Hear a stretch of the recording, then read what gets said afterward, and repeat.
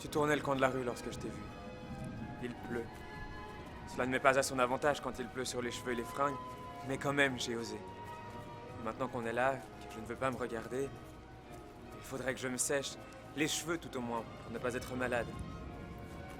Or, je suis descendu tout à l'heure, voir s'il était possible de se remettre en état, mais en bas sont les cons qui stationnent. Tout le temps de se sécher les cheveux, ils ne bougent pas, ils restent en attroupement, ils guettent dans le dos. Je suis remonté, juste le temps de pisser, avec mes fringues mouillées. Et lorsque je t'ai vu, j'ai couru, mais personne n'a fait obstacle. Je m'étais préparé, je m'étais mis de leur côté, je les avais écoutés, cachant ma différence. Et à présent, ma fuite les surprend. Je suis déjà au coin de la rue quand ils se réveillent, qu'ils me reconnaissent comme étranger, qu'ils mettent leurs conneries à mes trousses, se préparant à me surprendre ailleurs, en bas, tout à l'heure. Cependant, moi déjà, je t'abordais. Je disais, je t'ai aperçu tournant le coin de la rue. Pardon, je suis à moitié ivre, je ne dois pas être à mon avantage, mais j'ai perdu ma chambre. Je cherche une chambre pour cette nuit. Une partie de la nuit, car dans peu de temps, je ne serai plus ivre. Je demande 5 minutes. Tu te promènes n'importe où, un soir, par hasard, tu vois une fille penchée juste au-dessus de l'eau. Tu t'approches, par hasard, elle se retourne, te dit « Moi, mon nom, c'est Mama, ne me dis pas le tien, ne me dis pas le tien. » Tu ne lui dis pas ton nom. Tu lui dis où on va. Elle te dit où tu voudrais aller. On reste ici, non? Alors tu restes ici, jusqu'au petit matin qu'elle s'en aille. Toute la nuit, je demande qui tu es, où tu habites, qu'est-ce que tu fais, où tu travailles. Quand est-ce qu'on se revoit? Elle dit, penchée sur la rivière, je ne la quitte jamais. Je vais d'une berge à l'autre, d'une passerelle à une autre. Je remonte le canal et reviens près de l'eau. Je regarde les péniches, je regarde les écluses, je cherche le fond de l'eau. Je m'assieds au bord de l'eau où je me penche au-dessus.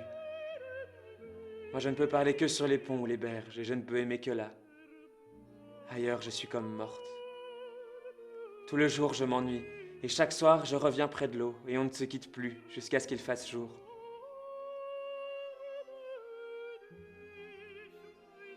Alors elle s'est barrée, et je l'ai laissée se barrer, sans bouger.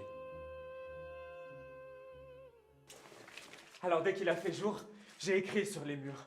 Maman, je t'aime, sur tous les murs, pour qu'elle ne puisse pas ne pas l'avoir lu. Je serai sur le pont, maman, toute la nuit, le pont de l'autre nuit. Tout le jour, j'ai couru comme un fou, reviens, maman, reviens. J'ai écrit comme un fou, maman. Et la nuit, j'ai attendu, en plein milieu du pont.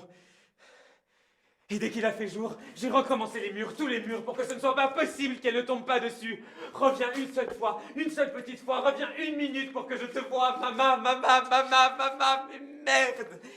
Comme un con, j'ai attendu 1 nuit, 2 nuits, 3 nuits et plus. J'ai fouillé tous les ponts, j'ai couru de l'un à l'autre, plusieurs fois chaque nuit.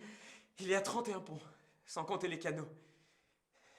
Et le jour où j'écrivais, les murs étaient couverts, elle ne pouvait pas ne pas l'avoir lu. Je ne les quitte pas des yeux, et je monte derrière eux dans le premier métro en me disant « Je les invite et on se boit une bière. On passe le soir ensemble et personne ne s'emmerde. »